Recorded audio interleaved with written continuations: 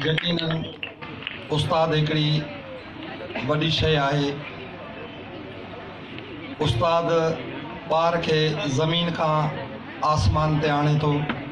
अॼु जेका ही दुनिया रवां दवा आहे, चंड ताईं पहुती आहे, ज़मीन जे तहनि ताईं मैदनियात, तेल, कोयलो, पेट्रोल, गैस ॻोल्हे कढियो वियो आहे, या समुंड जे तरे ताईं दुनिया पहुती आहे, या उस्ताद जे तवसुत सां ई पहुती आहे।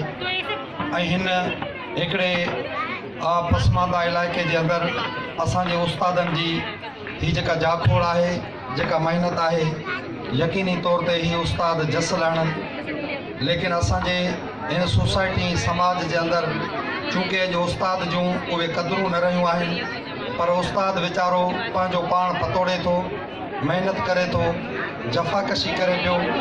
हीउ अॼु जेको तव्हांजे अॻियां ॿार जेके बाक़ाइदे मरहून मिनत आहिनि, उहे हिननि उस्तादनि जे तुफ़ेल आहिनि। इन ई करे उस्ताद जो क़दुरु जेको आहे सो वधि मां वधि करणु खपे।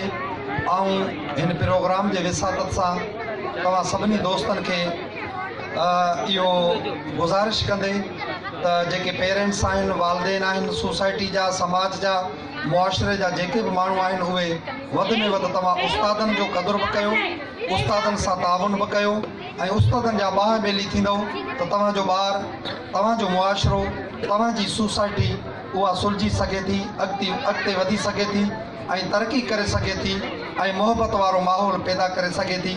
जीअं असांजे भिटधणी फरमायो आहे त कमल पाड़ू पाताल में भाउर भरे आकाश, ॿिन्ही संदी ॻाल्हिड़ी राज़िक आंदी रास, ते इश्क खे शाबास जंहिं महबती मेड़िया। असां उस्तादनि खे वरी बि जस ॾियूं था।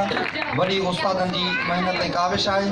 अल्लाह तबारक व तआला खां दुआ आहे त अल्लाह साईं हिननि ॿारनि खे, उस्तादनि खे पंहिंजे इन महिनत में कामयाबु करे। वॾी महिरबानी।